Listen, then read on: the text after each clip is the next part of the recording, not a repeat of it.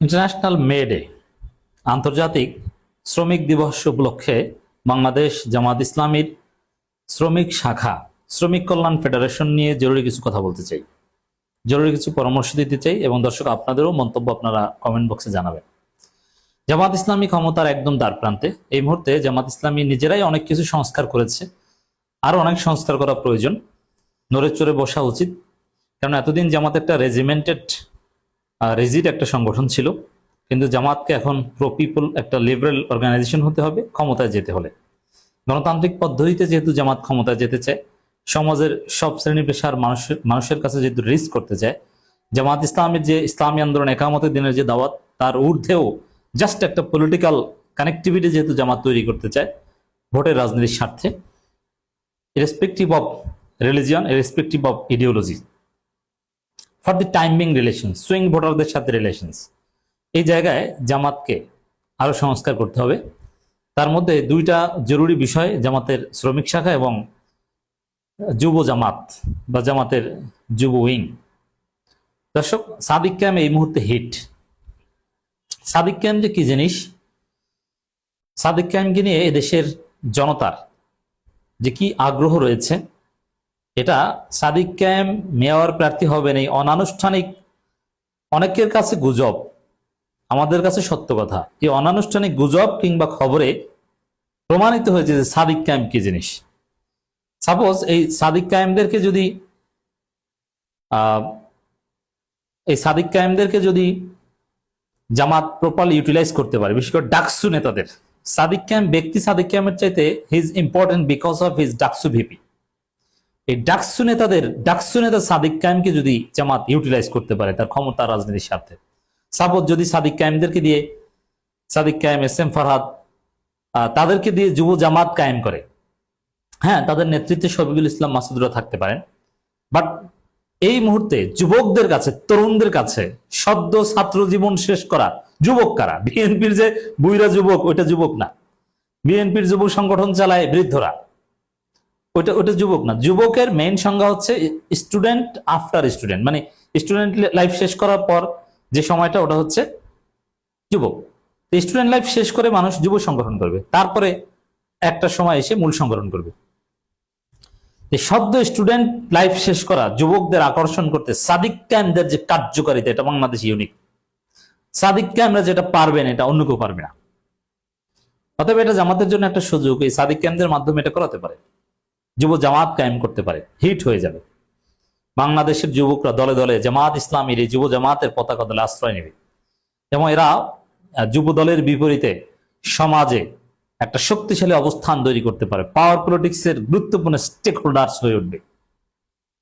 এটা সাদিক ক্যাম্পদের মাধ্যমে সম্ভব, because Sadiq Kayem is DUCSU VP. এটা জামাতের 85 বছরের মধ্যে কেউ ছিল না, অনলি সাদিক ক্যাম্প। দর্শক, শ্রমিক কল্যাণ ফেডারেশন নিয়ে যেটা বলতে চাই, জামাত ইসলামের শ্রমিক শাখার নাম শ্রমিক কল্যাণ ফেডারেশন। প্রথম হচ্ছে নামটাই সমস্যা। যেমন আপনি যদি প্রত্যন্ত অঞ্চলের একজন চায়ের দোকানদার বা রিক্সা চালক, ভ্যান চালকের কাছেও জিজ্ঞেস করেন যে যুবদল কি কিংবা যুবলীগ কি, তারা এক কথায় উত্তর দিতে পারবে, যুবদল হচ্ছে বিএনপির যুব শাখা, যুবলীগ হচ্ছে আওয়ামী লীগের যুব শাখা। কিংবা শ্রমিক দল কি কিংবা শ্রমিক লীগ কি, যে বাংলাদেশের যে কোনো শ্রমিক বলতে পারবে যে শ্রমিক লীগ হচ্ছে আওয়ামী লীগের শ্রমিক শাখা, শ্রমিক দল হচ্ছে বিএনপির শ্রমিক শাখা। কিন্তু আপনি যদি জিজ্ঞেস করেন, এমনকি আমি দায়িত্ব নিয়ে বলছি, জামাতের অনেক প্রবীণ রোগনরাও জানে না যে শ্রমিক কল্যাণ ফেডারেশন কি। আপনি যদি জিজ্ঞেস করেন যে শ্রমিক কল্যাণ ফেডারেশন কি, তারা বলতে পারবে না। রাজনীতি সচেতন অনেকেও জানে না যে শ্রমিক কল্যাণ ফেডারেশন কি। ইট মিনস শ্রমিক কল্যাণ ফেডারেশন, এটা যে জামাত ইসলামের শ্রমিক উইং, এটা ওইভাবে ব্র্যান্ডিং করাই সম্ভব হয়নি। এই জন্য প্রথম করণীয় হচ্ছে যে নাম চেঞ্জ করতে হবে। কিসের শ্রমিক কল্যাণ ফেডারেশন, কোথায় পেয়েছেন এই নাম? এই নামের সার্থকতাটা কি? এটা জামাতের একটা অঙ্গ সংগঠন বা এটা জামাতের একটা উইং।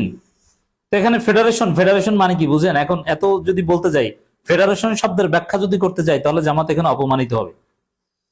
একটা পলিটিক্যাল পার্টির একটা উইং এর নামের সাথে ফেডারেশন হতে পারে না, এটা একটা ফালতু নাম। অতএব প্রথম করণীয় হচ্ছে এই অযৌক্তিক নাম শ্রমিক কল্যাণ ফেডারেশন বাদ দিতে হবে। তাহলে কি নাম দেয়া যায়?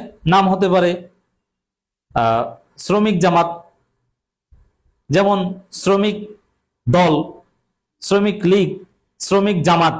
শ্রমিক জামাত হলে এটা খুব সহজেই ব্র্যান্ডেড হয়ে যাবে এবং সবাই জানবে যে শ্রমিক জামাত মানে জামাতের শ্রমিক শাখা। আর আপনি যদি এটা জানাতে না পারেন তাহলে আপনি ব্যর্থ। আপনি যদি মানুষকে বোঝাতে না পারেন যে আপনি জামাতের শ্রমিক শাখা বা জামাতের শ্রমিক শাখার এটা একটা আছে, এটা না বোঝাতে পারলে আপনি ব্যর্থ। অতএব নামেই সমস্যা, নাম্বার ওয়ান। দ্বিতীয় হচ্ছে, এই যে দেখেন, জামাতের শ্রমিক লিডার হিসাবে কোনো নেতাকে কেউ চিনেন? যেমন আমি একজনকে চিনি, যিনি শ্রমিক কল্যাণ ফেডারেশনের সভাপতি কিংবা সেক্রেটারি, তাও আমি ভালো জানি না। আমাদের আতিক ভাই, তিনি ইদানিং ভালো টকশো করেন এবং যোগ্য লোক, রাজনীতিতে যথেষ্ট ভালো করার কথা ছিল। তিনি এমপি হতেন যদি নাহিদ ইসলামকে সান না দিতেন। এই আতিকুল ইসলাম, তিনি জামাত নেতা হিসেবে পরিচিত। শ্রমিক নেতা হিসেবে আলাদা কোনো ব্র্যান্ড তার নেই, আলাদা কোনো ব্র্যান্ড ভ্যালু তার নেই। এছাড়া জামাতের একজন নেতাকে দেখান যার শ্রমিক নেতা হিসেবে একটা জাতীয় পরিচিতি আছে। বরং শ্রমিক কল্যাণ ফেডারেশনের যত নেতা আছে দেখবে একজনও শ্রমিক নেতা হিসেবে পরিচিত না, তারা জামাত নেতা হিসেবে পরিচিত। তাই এই দিক থেকেও বলা যায় যে শ্রমিক কল্যাণ ফেডারেশন পুরোপুরি একটা ব্যর্থ সংগঠন। এবং সবচেয়ে বড় বিষয়, শ্রমিক কল্যাণ ফেডারেশনে কোনো শ্রমিক নাই, এটা একটা ভাওতাবাজি। শ্রমিক কল্যাণ ফেডারেশনের নেতৃত্বে কোনো শ্রমিক নেই। শ্রমিক এখন বলবেন যে আমিও শ্রমিক আপনিও শ্রমিক, না। শ্রম আইন 2006 অনুযায়ী শ্রমিকের একটা সংজ্ঞা আছে। যারা জ্ঞান দিয়ে কাজ করে বা অ্যাডমিন টাইপের কাজ, তাদেরকে শ্রমিক বলা যায় না। যারা কায়িক পরিশ্রম করে, চুক্তিভিত্তিক লেবার বা ইত্যাদি ইত্যাদি, এরা শ্রমিক। তো ওই সংজ্ঞা অনুযায়ী জামাত ইসলামের শ্রমিক শাখা এটা একটা ভুয়া সংগঠন, এখানে শ্রমিক নেই, নেতৃত্বে নাই। প্রত্যন্ত অঞ্চলের ইউনিয়ন পর্যায়ের কমিটি কোথাও কোথাও আছে, কোথাও কোথাও বেশিরভাগ জায়গায় থানা পর্যায় পর্যন্ত সীমাবদ্ধ।